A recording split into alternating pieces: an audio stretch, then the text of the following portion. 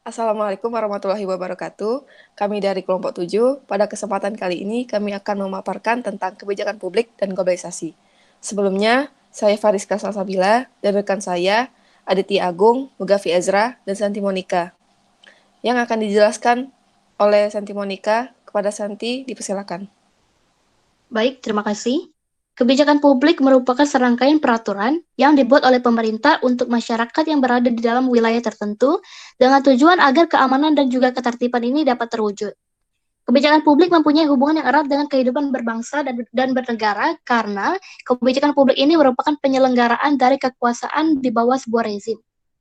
Kebijakan publik ini tidak hanya dibuat oleh satu pihak saja, melainkan melibatkan banyak pihak-pihak yang lain juga.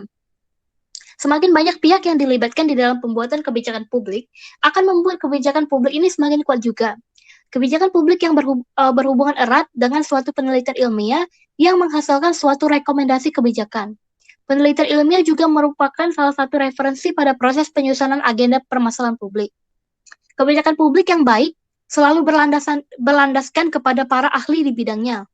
Kebijakan publik ini juga bertujuan untuk memperoleh sebuah legitimasi dari publik terhadap suatu rezim tertentu. Suatu kekuasaan akan semakin kuat jika dampak positif dari suatu kebijakan publik tertentu dapat banyak dirasakan oleh masyarakat. Nah, kemudian peran aktor negara atau pemerintah menjadi salah satu tema utama di dalam perdebatan mengenai globalisasi. Hal ini dikarenakan oleh pemerintah selaku maaf, hal ini dikarenakan pemerintah selaku pihak yang mempunyai tanggung jawab pengelolaan negara dan pemerintah sebagai manifestasi dari negara seharusnya berperan aktif di dalam mengatasi masalah-masalah yang dihadapi oleh rakyatnya.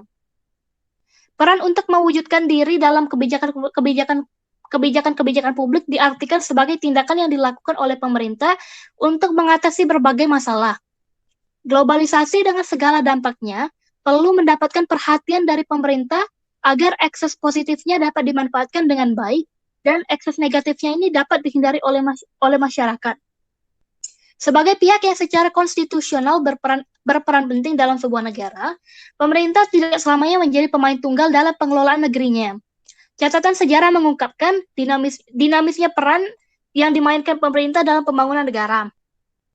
Ada saat ketika pemerintah sangat berperan, bahkan sangat absolut dalam melakukan pembangunan dalam sebuah negara, akan tetapi ada pula juga masa di mana pemerintah tidak lebih sebagai pelengkap saja.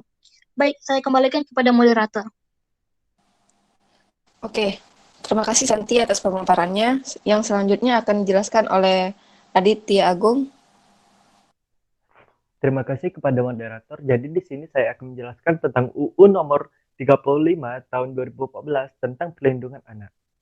Jadi UU ini ialah sebuah kebijakan publik yang dilakukan oleh Indonesia dalam mengatasi ancaman terhadap anak-anak. Hal itu pun juga dapat menjadi perhatian dari salah satu badan perlindungan di Indonesia, yaitu KPAI atau Komisi Perlindungan Anak Indonesia.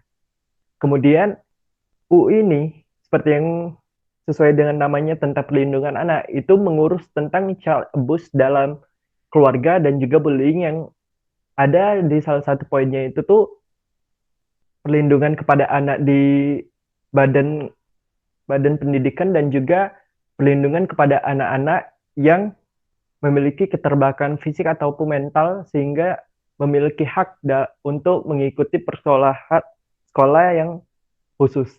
Yang kemudian dalam hal globalisasi juga perlindungan anak ini mendapat perhatian oleh masyarakat, baik itu masyarakat Indonesia ataupun masyarakat luar.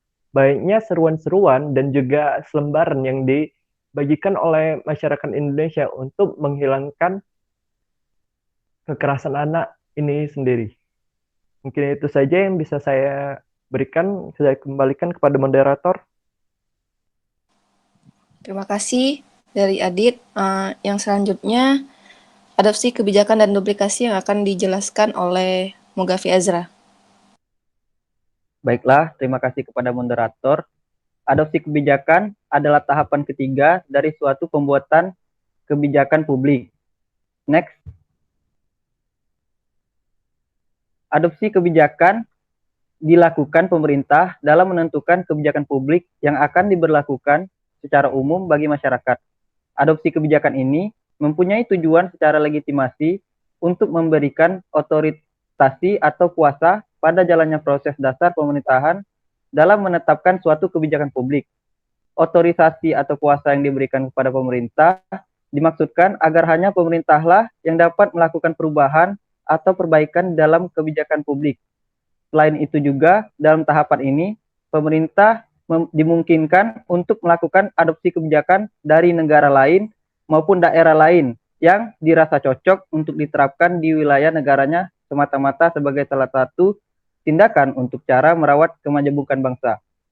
Ada 3 hal yang perlu dilakukan sebelum adopsi kebijakan ini dikerjakan. Yang pertama yaitu mengidentifikasi alternatif kebijakan. Mengidentifikasi alternatif kebijakan ialah kita harus mencari nilai mana yang cepat agar suatu kebijakan ini dapat dikeluarkan secara cepat. Yang kedua, mengidentifikasi kriteria-kriteria untuk alternatif rekomendasi kebijakan. Jadi, kita harus mengidentifikasi nilai-nilai mana yang cocok dengan kebijakan tersebut agar kebijakan tersebut pun cepat dikeluarkan. Yang ketiga, mengevaluasi alternatif dengan kriteria yang relevan agar efektif. Yang ketiga, kita harus mengevaluasi nilai-nilai yang mana yang sangat baik agar kebijakan tersebut pun dapat dikeluarkan secara baik dan menghilangkan efek negatif dari kebijakan tersebut. Baiklah, hanya itu saja yang dapat saya sampaikan.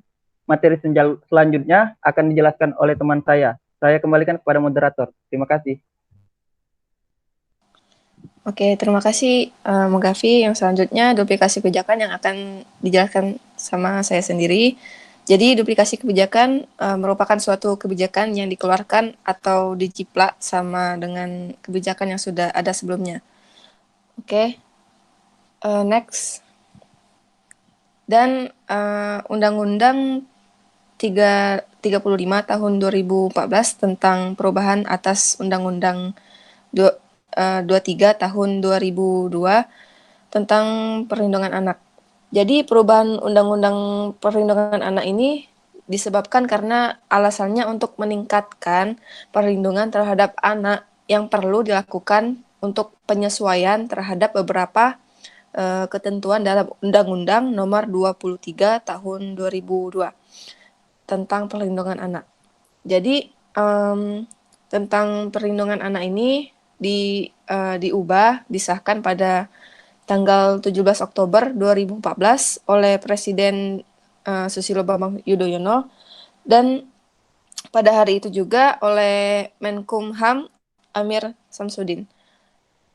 Jadi latar belakangnya untuk mempertimbangkan Undang-Undang 23 tahun 2014 tentang perubahan atas Undang-Undang 23 tahun 2002 tentang perlindungan anak adalah yang pertama bahwa Negara Kesatuan Republik Indonesia menjamin kesejahteraan tiap warga negaranya.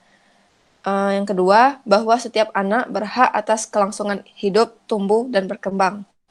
Yang ketiga, bahwa anak-anak itu sebagai tunas potensi dan generasi muda untuk penerus bangsa, cita-cita perjuangan bangsa memiliki peran yang berstrategis, berciri, dan bersifat khusus sehingga wajib dilindungi dari segala bentuk perlakuan yang tidak manusiawi.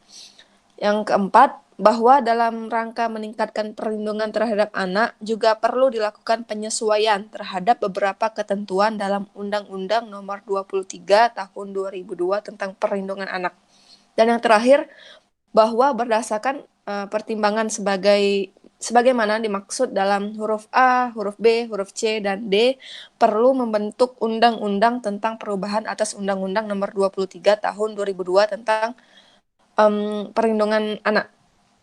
Jadi, negara, pemerintah daerah, masyarakat, keluarga, dan orang tua berkewajiban untuk memberikan perlindungan dan menjamin sepenuhnya untuk hak asasi anak sesuai dengan tugas dan tanggung jawabnya. Oke, sekian